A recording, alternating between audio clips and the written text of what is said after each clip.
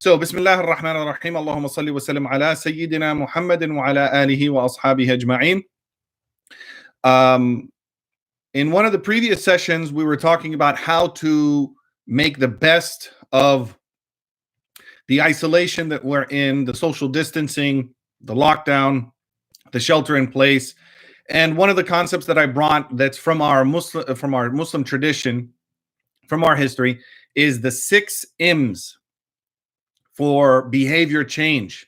Because if we identify a behavior that we want to change, or maybe we use this time in isolation to work on looking at ourselves and what might be something that we want to change, the 6 M's could be a method that we use to change our behavior. And that is the beginning, at the beginning of the day, or at the end of the previous day, setting a goal, giving ourselves a goal, which is the musharata, which is setting a goal for ourselves. What is it that in this day we want to change? Might be something that we were working on the previous day, and we just want to continue on with it.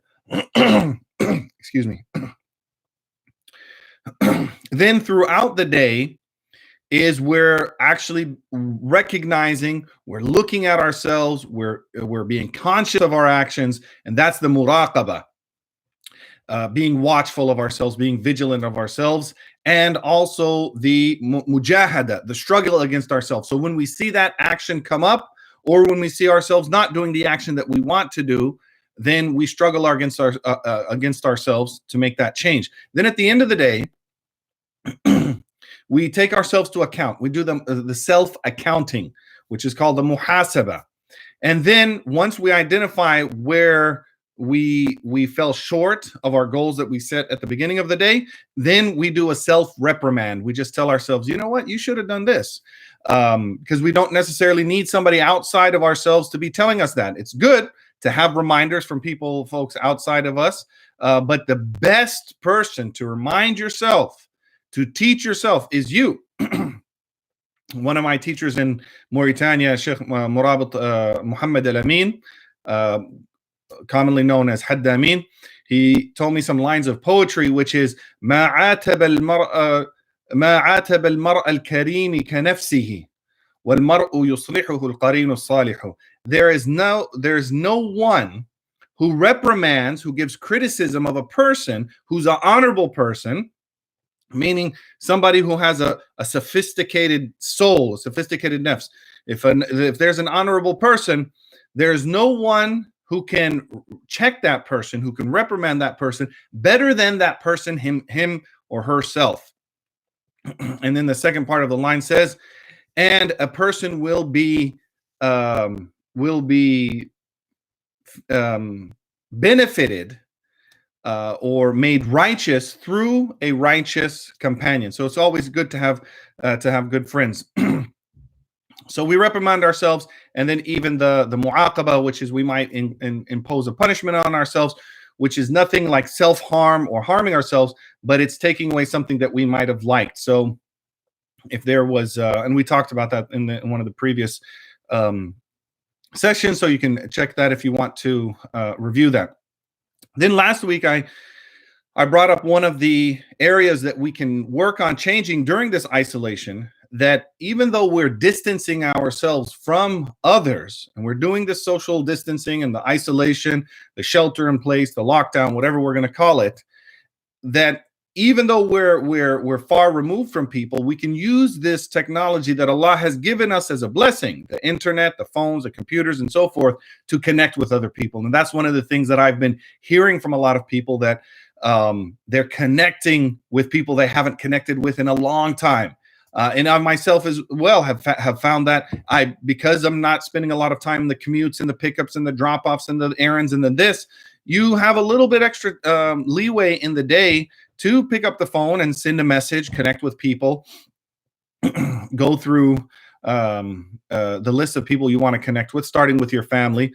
But we talked about this concept, which was silatul rahim, making this connection of the kinship bonds, the connecting, and what's the bare minimum of the connecting. That was in last week's dars. And who is it that we're supposed to be connecting with? Family, friends, acquaintances, co-workers, colleagues, whether it's on a personal level or professional level, people, our fellows that were involved in in the educational process. So other students, our teachers, maybe if we've ever tutored somebody, or if we taught somebody, we connect with our students. And that the Prophet sallallahu alaihi wasallam كان يتفقد أصحابه. He used to check in on his companions. So even though he was the greatest of creation, the best of creation, the best of human beings, the best of the messengers, he would look at his sahaba, his companions, and he would check in on them. He would say, you know, oh, we haven't seen so-and-so in a couple of days. Where is he? Oh, he's sick. Well, let's go visit him, and let's go. And this is one of the things that you'll see in the seerah.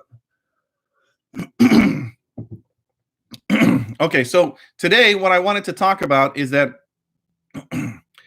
if we use this time kind of as a laboratory, and I also talked about how we can use this time to turn our houses into a monastery, and how the one of the Sahaba said, how wonderful is the monastery of a believer, his house. So we have our house as a laboratory to analyze our actions. It's a monastery.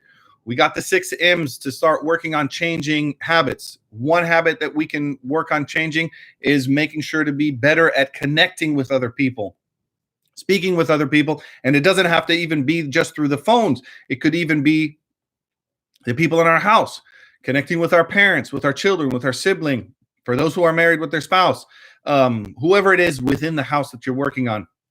And then any other action that you want to do more of or do less of, you can use this laboratory time, so to speak, because we have this regular routine and we can see our actions. What I wanted to talk today is about, well, what happens when we do that process? We start focusing on our time alone to look at our character. We start looking at things that we want to change. We start trying to make those changes, and we work on that. And sometimes we might have a success, and sometimes we might fail. But what happens when we fail? You know, that's what I wanted to talk about today. What happens when, you know, you set some goals? Because now we're at least in the Bay Area, we're on week 3, day 20 of the shelter in place, and it started on a Monday, or actually on a Tuesday. So technically, some people had already started staying home the weekend before. So some people are already past the 3-week mark, and now we have 3 weeks to Ramadan, and it looks like this is going to be extended definitely through April, and maybe well into May, and in some parts of the country all the way to June. So we got some more time to spend, and we might be thinking, well, hey, what did I work on so far? What have I changed? And we might criticize ourselves and say, oh, you know, I could have used this time for better. And that's what I want to talk about today. When we start feeling critical of ourselves for something that we could have changed. And I saw a meme today. Excuse me. I saw a meme today that started off by saying, if you haven't learned a new skill during COVID isolation, if you haven't done something new during this time, and then it says, then you've wasted time, and then it has it scratched out, and then it says, you're okay. And that's what I want to focus on. I want to focus on reminding ourselves that we're okay. Just because we set our goals here, and maybe we only hit this part, or even a little bit lower, we don't hit the goal, we have to remind ourselves it's okay. You know, when we're setting the goals, we want to be motivations. We want to be ambitious. We don't want to be shooting too high to where it's unreachable. We want to be hopeful, but we want to be realistic as well. And in fact, in Arabic, there's 2 words for hope: raja and amal.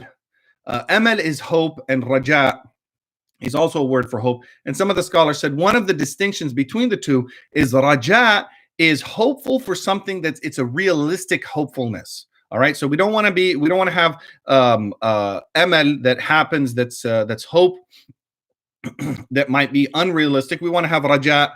Hope is something that we can achieve. So we might set our goals for something that we can achieve, and we fall short of that goal. Then what do we do at this point? How do we feel? That's when we want to make sure that we remind ourselves that it's okay. You don't have to beat yourself up over not hitting your goal. If there's always going to be a small amount of criticism of yourself, and that's good. That's good to keep yourself motivated so that the next day you try again. But the problem that could occur if we get too self-critical is that we fall into something called ya'is.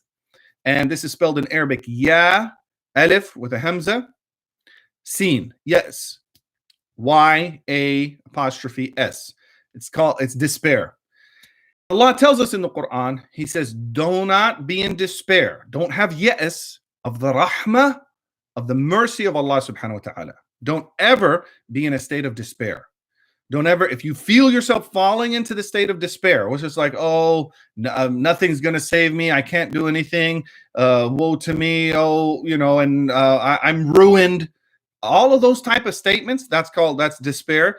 And that's, at that point, you want to bring yourself up. And the scholars have said that hope and fear, these are two wings of the bird. So you're flying through life and you have two wings, just like a bird, just like an airplane. And what happens if the bird or the airplane tips too far to one side? And I hear airplane going outside of our house. We're actually here in Union City. There's there's a lot of planes that fly over into San Francisco. So here the plane up there, it's got to maintain that balance, and it's going back and forth. They never stay steady like this. It's going to go up and down like this. Same thing with a bird. You're going to see it go up and down. So the scholars have said that you should have hope, which is the raja, and realistic hope, and you have khawf, fear, and they go just like the wings of a bird. So if you feel too hopeful, you want to balance yourself out with having a little bit of fear. So when we're setting those goals, yeah, if you start saying, oh, I don't need to change because I'm really hopeful that some miracle will happen in the future, or Allah will forgive me for any mistakes, I don't really have to work.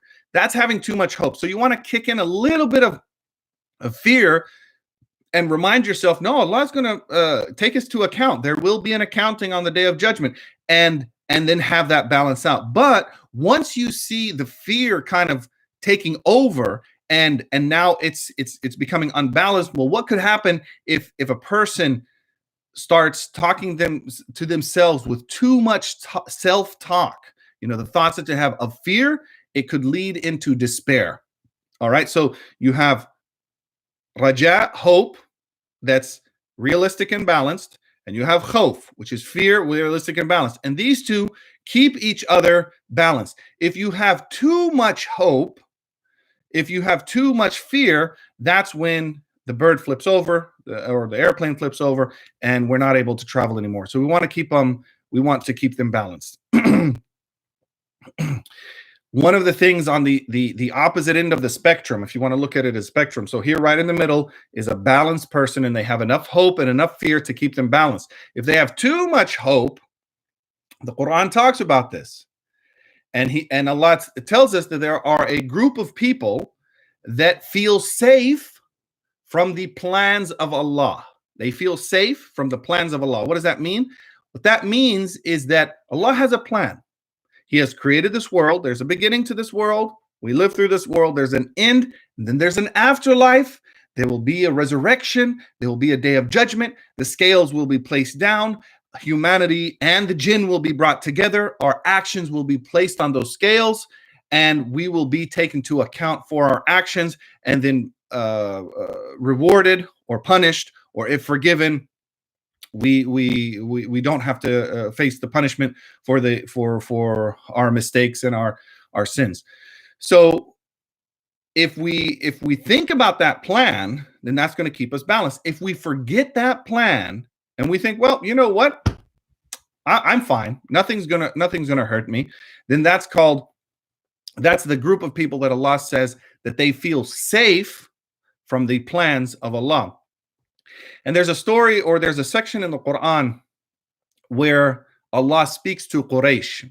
Allah speaks to the family of the Prophet sallallahu alaihi wasallam, because you have to remember, the time of Quraysh, what was really important for them was family. All of Quraysh, all of that whole tribe, they were all related. They all came from the same grandfather. They might be distant cousins, but all of Quraysh it was one big tribe. It was family. And the Arabs, it was very big. Just like any tribal society, family is the most important thing. So one of the things that the Quraysh would tell themselves, even though they were rejecting the Prophet Muhammad sallallahu alaihi wasallam, and he was telling them, if you reject me, and if you reject this message, and if you disbelieve in Allah, and you associate partners with Allah, and you worship idols, and you disbelieve in the akhirah, in the next life, there will be a punishment in the next life for you. So they would say, we're going to reject Muhammad, but in any case, he's our relative, and just like in our Jahiliyyah tribal structure, doesn't matter what one of our tribal members do, somebody else in the tribe is going to bail him out. Somebody else in the tribe is going to bail him out. So they might have had some, maybe a hot-headed member of the tribe. He goes off to another tribe and he murders somebody from the other tribe. Then the other tribe comes back to seek revenge, and then the rest of the tribe says, no. You can't kill our tribesmen. So we'll give you, 200 camels, or we'll give you this much gold, or whatever it might be. They would bail their tribesmen out. So this is the way they operated. So one of the things that they told themselves is, you know what, we're going to reject Muhammad sallallahu alaihi wasallam. Of course, they didn't say sallallahu alaihi wasallam. We're saying that because whenever we mention his name, sallallahu alaihi wasallam, we want to be sure that we're not mentioning just his name, and there's no title in front of it, or there's no salawat, there's no sending of blessings and prayers upon him sallallahu alaihi wasallam afterwards. We want to make sure that his name is distinguished. And in the Quran it says, وَرَفَعْنَا لَكَ ذِكْرَكَ. Allah reminds the Prophet sallallahu alaihi wasallam, we have raised your mention, your name. We have anytime your name is mentioned, we have elevated that. Even in the name Muhammad, it means the praised one. It was a name that was never before used amongst the Arabs. Sallallahu alaihi wasallam. So they said, oh Muhammad, even if we reject you and you tell us there's a punishment for those who reject you, we know because we're related to you, our relationship will be able to benefit. Just like here in our structure in this world, our relationship with our tribesmen, that benefits us. Well, our relationship with you as our fellow would benefit us. And so Allah responds to that claim, to that belief, and he says, he mentions 4 people. The first one is Fir'aun and his wife Asiya. He mentions Maryam. He mentions alayhi salam, the mother of Isa alayhi salam. He mentions Nuh alayhi salam and his wife. So in the story of Nuh alayhi salam, in Noah, in that story, his wife drowned in the flood, and Lut alayhi salam, his wife was punished along with the people of Qawm Lut, the people of Lot. And Fir'aun, even though he's the imam of Jahannam, his wife is saved, and she's one of the most righteous women that ever walked the face of this earth. So Allah is showing these connections, and he's saying, look, here is Noah and here is Lut. Their wives rejected their teachings, and so the closeness or that proximity of that marriage, of being a spouse, did not save them. And at the same time, if a person does something wrong, like Fir'aun did, the Pharaoh did, his wife Asiya, just because she was married to him, that connection is not going to count against her. And so Allah is teaching them the lessons like, look, this is not about family bonds. This is about whether you are on the right or wrong, and you're going to be responsible for your own actions. You're not going to be saved by your family connections. You're not going to be saved by your status in society or whoever you're connected to. So Quraysh thought that they would be saved by their family connection. So in this case, the wings of the bird, they had too much hope. They had too much hope that was unrealistic. All right. So they had unrealistic hope, and it was too much. And of course, that's going to cause the bird to flip. On the opposite side of too much fear leads a person into despair, into ya'as. And this is actually one of both of those extremes, being too hopeful, unrealistically hopeful, and being too fearful to where a person falls into despair. Those are two powerful tools of the shaitan to cause a person to trip and fall and to ruin him or herself. So how do we get out of that? How do we get out of that state? Well, one thing is to recognize when we're in that state, when we're having those, and to try to balance ourselves. So if we're feeling really fearful, we have to start thinking about the mention of the reward. So when you're reading the Quran, notice some of the patterns in the Quran. And it's an amazing, I wish I had one of the books on my shelf here that shows some of the patterns of the Quran. And there's so many different ways that you can look at the patterns of the Quran, both in terms of subject, both in terms of the way things are structured. It's, of course, it's a miracle. It's the lasting miracle of the Prophet sallallahu alaihi wasallam. It's from Allah subhanahu wa ta'ala. There's no other book like it. So there's a lot that you can get from the Quran.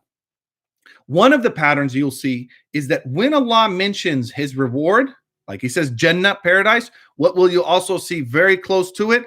The mention of hellfire, the mention of punishment, the mention of reward, the mention of hellfire, the mention of paradise. And those are the two symbols that we need to remember, as Jannah is what we're hopeful for, and the fire is what we're fearful for. And when we're using that as our balancing mechanism.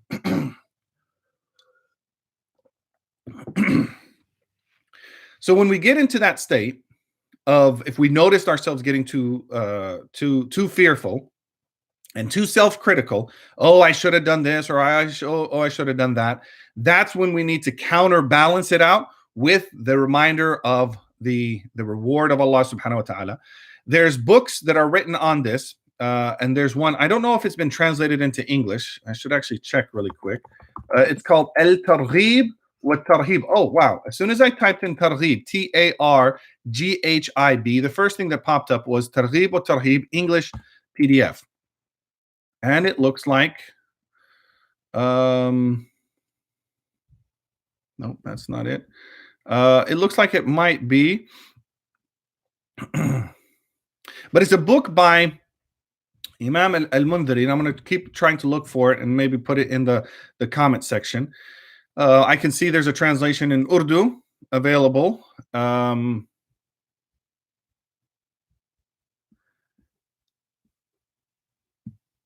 And there looks like there is one. I can't. Okay, so it has been translated.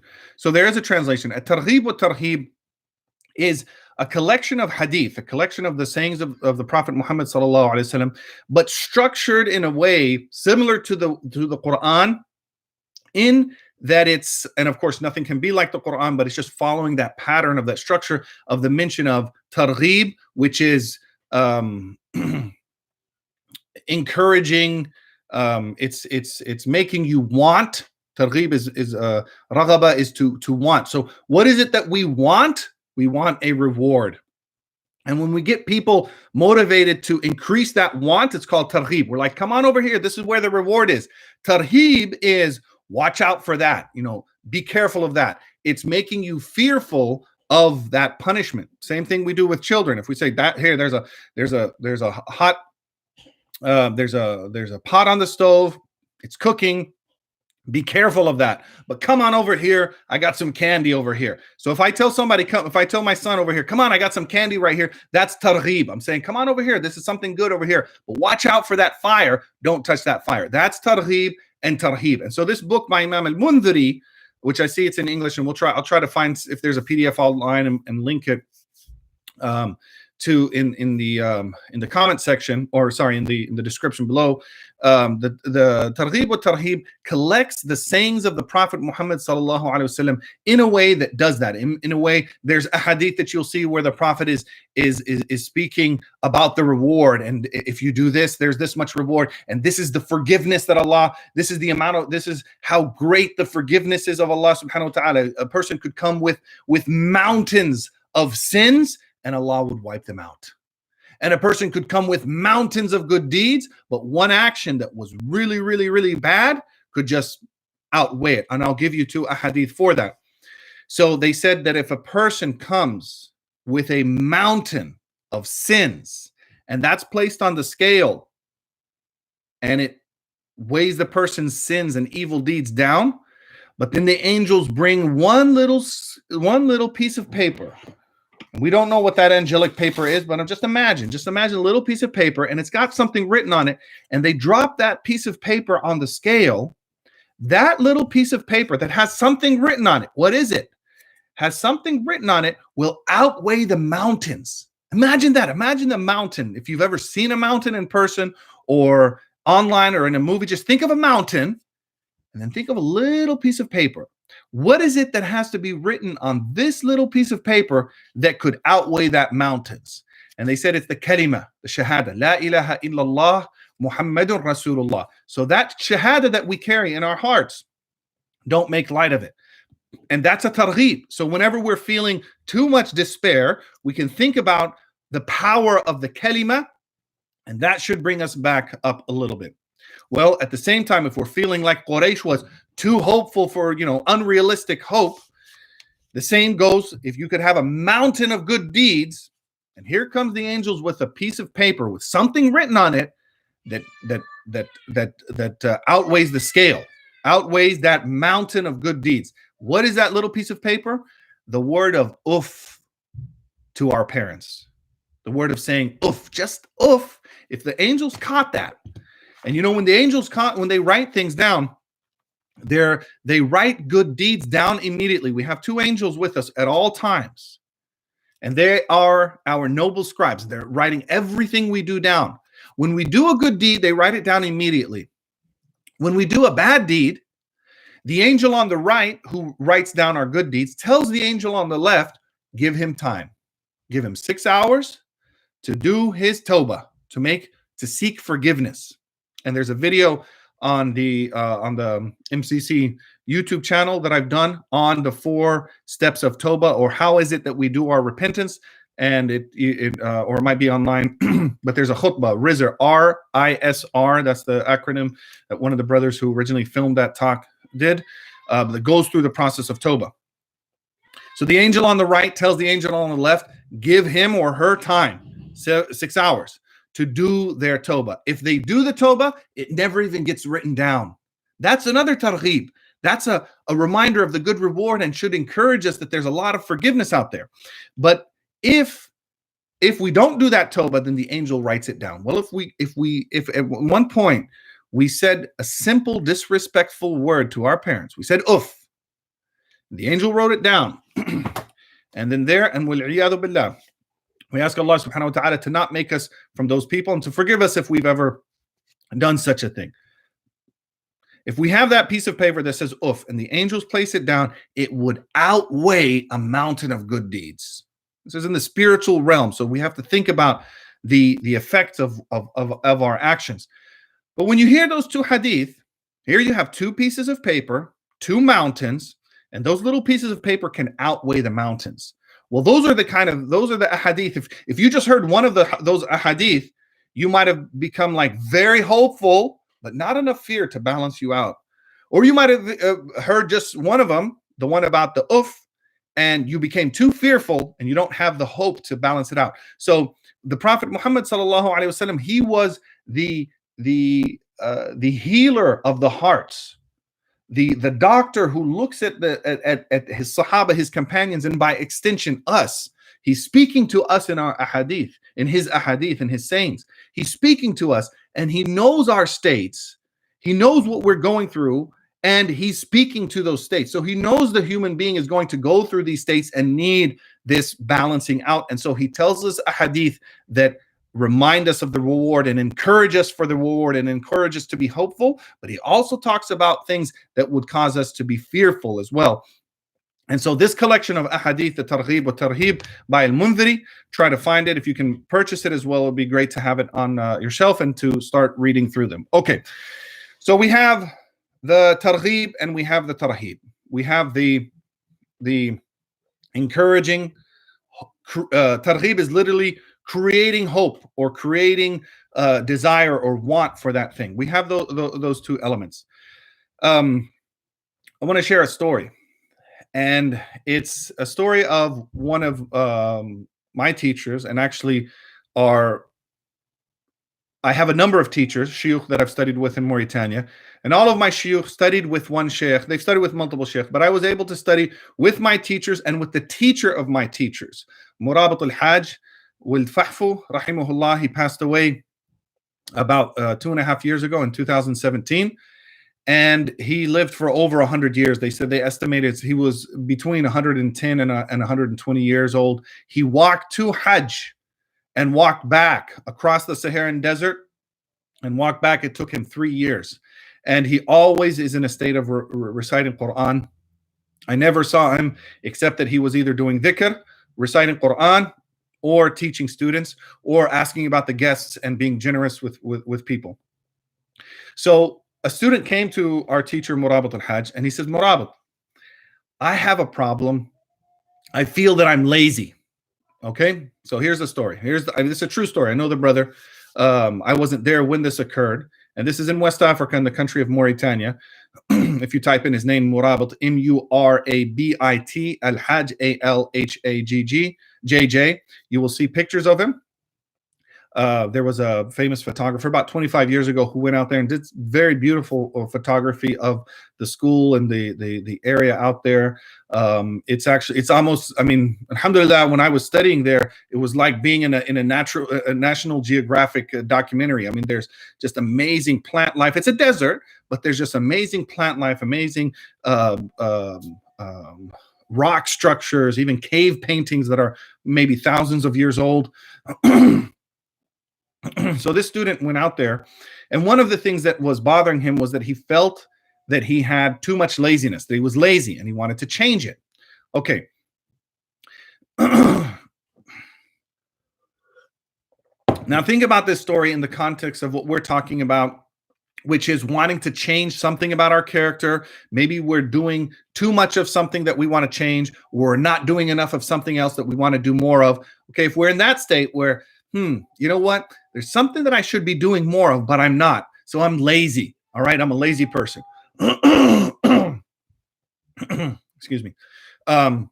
So if we criticize ourselves with that, we say, you know what, I'm lazy and I want to change. If we have a little bit of that, that's a good tarhib. That's saying, you know what, I want to make this change. But if we have too much of that criticism, whether it's considering ourselves lazy and not doing enough, or whatever it might be, that's where we could fall into, yes, despair, and we want to be careful of that. So this student was concerned that he was lazy. So he went to our teacher, Murabat al-Hajj, and he says, Murabat, I feel that I'm lazy, and I want to know how to remove that. And Murabat al-Hajj said, are you doing your fara'id, your bare minimal fard obligations? Yes. Then that's the only type of laziness that you have to remove. Think about that. The only type of laziness that you have to remove is the laziness that would prevent you from performing your obligations as a Muslim. What are our obligations as a Muslim? Praying 5 times a day, paying our zakat, working, of course. We need to work so that we can have money, so that we can pay zakat, so that we can support ourselves, so that we don't beg. Working, paying zakat, fasting at Ramadan, doing Hajj when you're able to, of course, saying the Shahada, which is the first of the 5 pillars, treating other people right, treating our parents right, treating our fellows right, and so forth, holding our tongue, you know, the basics of our deen, watching our eyes, watching our ears, watching our tongue, our stomach, maintaining a halal diet, those basics. It's hard. It's not easy. It's not easy. But it's not like we're trying to be the best of the best or the saint of our time or whatever. The bare minimum. If a person is falling short, then yeah, they have some laziness that you have to remove that laziness. So if the laziness is preventing us from an obligation, it's fard, it's an obligation, it's wajib to remove that laziness. But we also have to remember that's what we have to do. If the laziness is causing us to leave a sunnah, then it's sunnah to remove that laziness. If it's a nafil, which is a lesser type of sunnah, or an adab thing, then we have to. Then it's at that level, you know, whatever type of laziness. But to me, the story was profound because the teacher wasn't saying, yeah, you should be doing as much as you can, and beat yourself up over that, and make sure you read all of those ahadith that scare you into doing action, and so forth, so on and so forth. No, he said, don't worry, you're okay. It's like you're out here in the middle of the desert. You're a seeker of knowledge. You've done all of this. Like, give yourself credit for some of the things that you've done. If you're praying 5 times a day, if you're Muslim, if you're treating your parents well, if you're getting, Ramadan is in 3 weeks. If you already have the intention, I'm fasting this Ramadan. That's huge. It's not light. If you have that kalima in your heart, remember that piece of paper. That's not a light thing. It's not a simple thing. So give yourself some credit, and that will also help bring us out of that state if we ever start falling or leaning towards yes or despair. So we want to encourage ourselves and motivate ourselves with that. The last thing I wanted to mention that will give us another visual for this, and then I'll open up for questions. And actually, you can type into the live chat right now questions, and I'll keep going until 9 o'clock. We have about 6 more minutes. If I see questions come in, I'll give precedence to the questions and answer them. If I don't, then I'll just keep going until 9 o'clock. But there's a hadith where the Prophet ﷺ spoke to his Sahaba, and he told them, he said, you are in a state where if you left 1/10 of this of the deen, of what you're doing, your practice of Islam, you would be destroyed. And there will be people that come after you that if they only perform 1/10 of the deen, they will be saved. Think about that. So if we look at the deen as tenths, the Prophet ﷺ is telling him, he says, you have to score a 90%. Essentially, this is what he's telling him. He says, for my companions, you have to be scoring the practice of your deen at 90% to be saved, to pass. That's a high bar. He says, but then there'll become people after us, the Muslims that come later on, which we're included in that. As long as they do 10%, they'll be saved. Now, some people might hear that hadith and they'll think, oh, wow. Okay, so this is good. So that means out of every 10 prayers, like 2 days worth of prayers, the Sahaba had to do at least 9, and all I have to do is 1. And this is not the proper understanding of that hadith. The proper understanding of the hadith is whether you live at the time of the Prophet ﷺ, or whether you live right now, you have the bare minimum, the 5 daily prayers, fasting of Ramadan, the zakat, the hajj, all of those are the same. Those never change.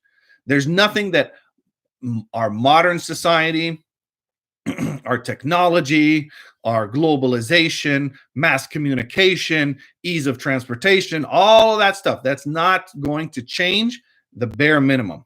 So the scholar said that what the Prophet ﷺ is talking about is those extra things. So the bare minimum, we all have to do, the Sahaba and those at us. But the extra things, if we have if we look at all the extra things, all of the extra charity, the extra prayers, the extra doing good to other people, going out and doing projects, praying at night, learning Arabic, reading the Quran cover to cover, reading tafsir, reading ahadith, all of the extra things, the Sahaba were at a state that they should be doing 90% of what they should, of those extra things. And whereas us, the bar is lower for us because of a number of things. One, you could imagine if somebody saw the Messenger of Allah sallallahu alaihi wasallam, the Prophet Muhammad sallallahu alaihi wasallam, and lived with him at that time, he or she is in a different state than we are now, over 1440 years after the Hijrah. So I hope that's clear. If it's not, please ask in the chat, and I'll go over there right now to answer the questions in the few minutes remaining.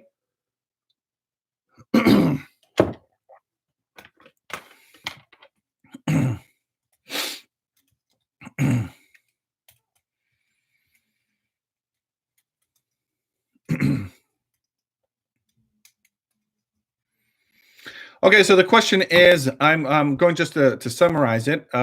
It's there in the chat, but the person is asking if I'm worthy of all the happiness in the world. I don't feel guilty for living my desire in a blissful life. Why should I be depressed or keep negative? And you're right. You shouldn't be depressed. That's what we're talking about here, which is how to not be depressed. That's the yes. So this whole now it's been about 40 minutes. What we've been talking about is how to prevent ourselves from going into that state of yes. And thank you for bringing up the word depressed, because that's what we could be. Now, I will say though that if a person is struggling with depression, it's not necessarily connected to their faith or their action. It's not like if your faith in your action is low, you're going to be depressed. We don't want people to get that message, because unfortunately there are people who have that message, and so it's it gives a stigma to people who struggle with depression. Because there's a lot of factors that go into what happens in a person's life, in a person's physiological makeup, their genetic makeup, whatever it might be, that causes a person to start experiencing depression. And it's not correlated, it's not directly connected to their actions. Okay, so the question is, I don't believe if God loves me, that God would want to see me sad, since when you love someone, you would want to see them happy in their lives, thus be happy and positive in your life. Yes, and that's what God wants for us. He says for the believers, he says for those who believe, he will give them, and the word is used, sa'ada. The word is happy. And that this is something the Prophet ﷺ used to ask for. He would and tell us to ask for, which is sa'adatud darain, the happiness, the true happiness in this life and the next. And then the thing is, the last question, or the summary of the question is, my question is, why do Muslims sound so depressed and say we are unworthy and guilty of God's love? I didn't say that. And there's 1.7 billion Muslims in the world. And maybe there's some out there that have that, but my name is Rami Nsour, and I only speak for Rami Nsour right now. I can be responsible for what I say. I don't know what others say, but that's actually a blanket statement and a generalization of saying that why are Muslims sound so depressed? Because if you look at the statistics of where depression exists more, let's actually just do that really quick. What countries have most depression? The 10 most depressed countries in the world.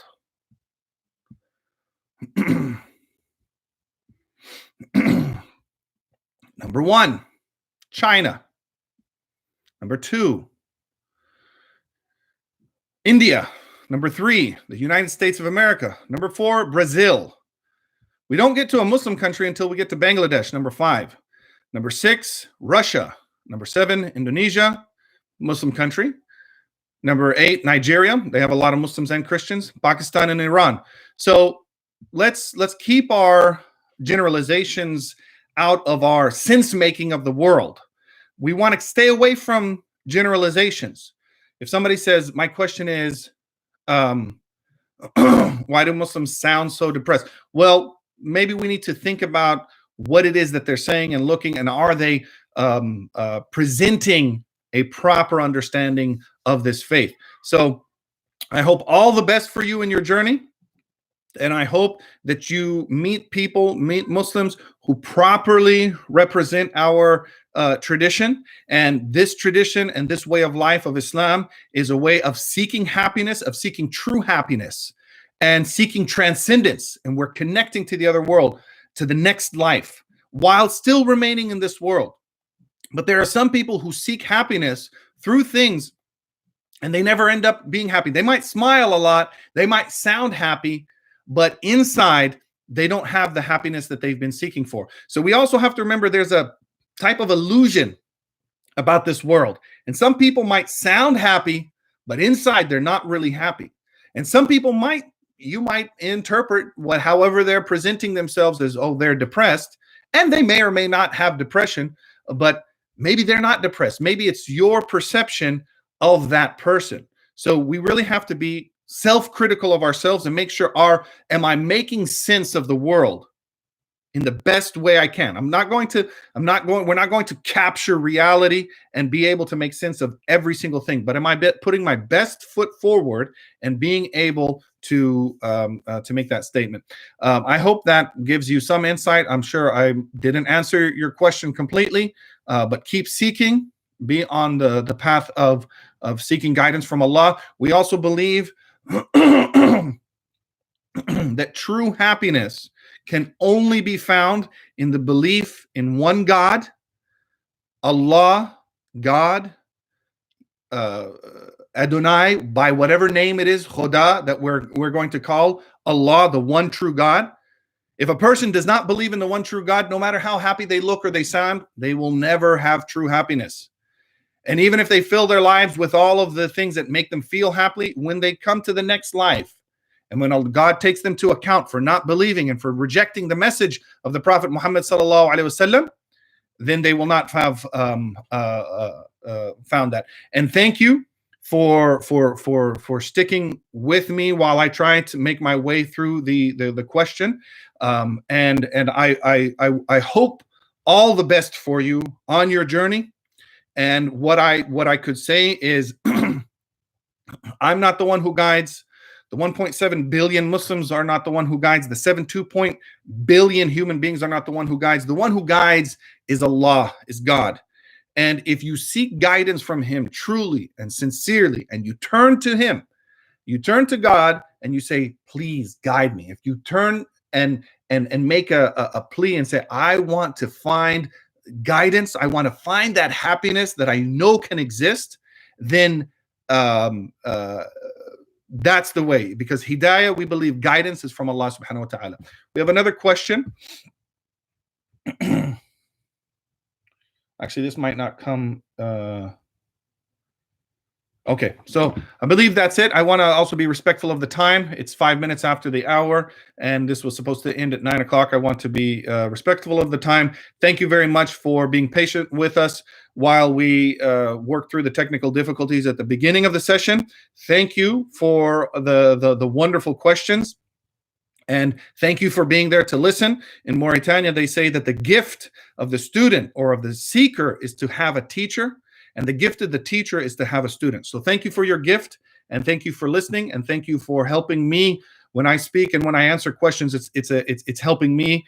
I consider it a gift that you're giving me. So thank you very much. Jazakumullahu khair.